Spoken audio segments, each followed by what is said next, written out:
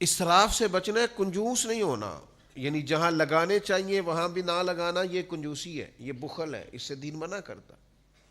لیکن بلا وجہ کا اسراف کرنا، دیکھیے قرآن مجید کہتا ہے کلو وشربو، کھاؤ پیو، ولا تسرفو، اسراف نہ کرو، فضول خرچی نہ کرو۔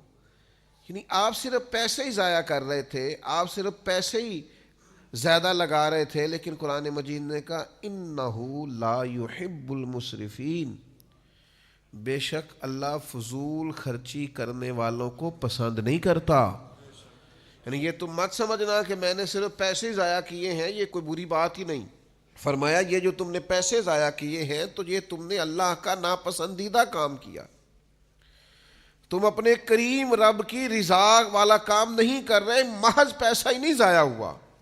یہ ایک روحانی مسئلہ ہے کہ تمہیں فضول کاموں سے بچنا چاہیے۔ آپ کے پاس جتنا بھی ہے کیا حرج ہے، بڑی جگہ ہیں لگانے والی، آپ اللہ کے راستے میں لگائیں، آپ غریبوں پر خرچ کریں، آپ بیواؤں کی مدد کریں، آپ کسی دین کے کام میں لگا لیں، لیکن یاد رکھیے گا کہ بہت زیادہ مال بھی ہو تو اس وقت بھی اسے ضائع کرنے کی اجازت نہیں ہے۔ ہمارے ہاں نا ہوتا ہے ضائع بعض لوگوں کے پیسے، اور ایک تھوڑی دیر کے لیے رک کے یہ بھی سمجھیے گا کہ بعض لوگ ایسے ہیں جو بہت عروج پہ تھے مالی طور پر، لیکن وہ پھر زوال پذیر ہوئے، کہیں نہ کہیں ان کو اللہ تعالیٰ نے وسعت رزق عطا کی تھی، لیکن پھر وہ کیوں زوال پذیر ہوئے کہ انہوں نے اس نعمت کی قدر نہیں کی، بیکار بڑا لٹایا۔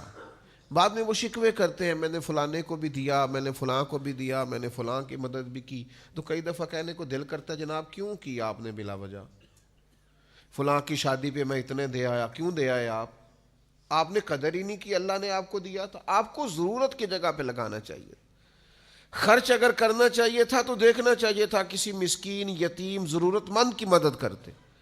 آپ نے بس وہ مجھے فلاں نے بلا لیا اور مجھے اس نے بڑا کہا اور مجھے چودھری مان لیا تو لہذا میں لٹا آیا، تو آپ کے اس رویے نے بے برکتی پیدا کر دی۔ یہ رویہ یعنی دیکھیے ایک حدیث کی روشنی میں اس سارے مفہوم کو سمجھیے گا۔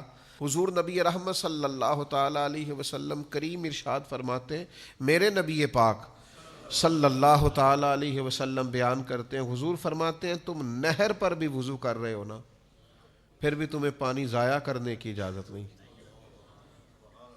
یعنی تمہارے پاس اتنا وسیع پانی موجود ہے کہ نہر ہی چل رہی ہے، تو وہاں بھی تمہیں یہ اجازت نہیں دی جا سکتی کہ تم پانی کو ضائع کرو، وہاں بھی جتنی تمہاری ضرورت ہے اتنا پانی حاصل کرو، ضیاء کی یہاں بھی گنجائش نہیں ہے۔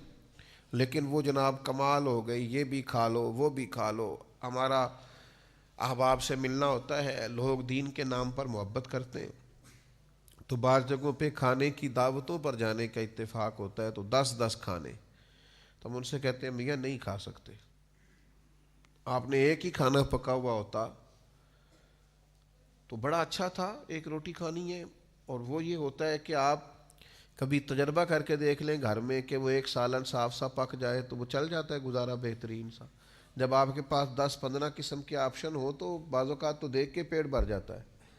لیکن ہمارے ہاں کچھ لوگ کہتے ہیں کہ لوگوں کو پتہ چلنا چاہیے میرے پاس پیسے ہیں، لوگوں کو اندازہ ہونا چاہیے کہ میرے پاس وسعت رزق ہے۔ تو بھائی آپ اسراف نہیں کریں، بیکار خرچ نہ کریں، فضول خرچی نہ کریں، یہ عمل اتنا خطرناک ہے۔ آپ نے سارے پیسے بھی کما لیے ہیں تو پھر بھی اس کے آپ مالک نہیں، مالک حقیقی تو اللہ تعالیٰ ہے۔ قیامت والے دن 2 سوال ہوں گے، بخاری میں موجود ہے رزق کے مسئلے میں۔ محض یہ سوال نہیں ہوگا کہ کمایا کہاں سے تھا، کریم فرماتے ہیں یہ بھی پوچھا جائے گا کہاں سے کمایا، اور یہ بھی پوچھا جائے گا لگایا کہاں پہ۔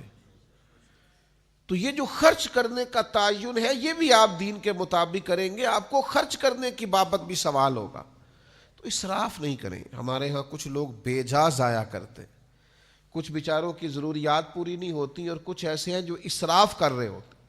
اس اسراف سے بچیں، اپنے آپ کو اس سے بچائیں۔ حضرت سلمان فارسی رضی اللہ تعالیٰ عنہ ارشاد فرماتے ہیں، حدیث کے راوی ہیں، ارشاد فرماتے ہیں ابن ماجہ میں حدیث موجود ہے، آپ فرماتے ہیں کہ میں نے خود نبی پاک علیہ السلام سے سنا، حضور فرمانے لگے جو دنیا میں جتنا پیٹ بھر کے کھائے گا نا، قیامت والے دن اتنا ہی بھوکا رکھا جائے گا۔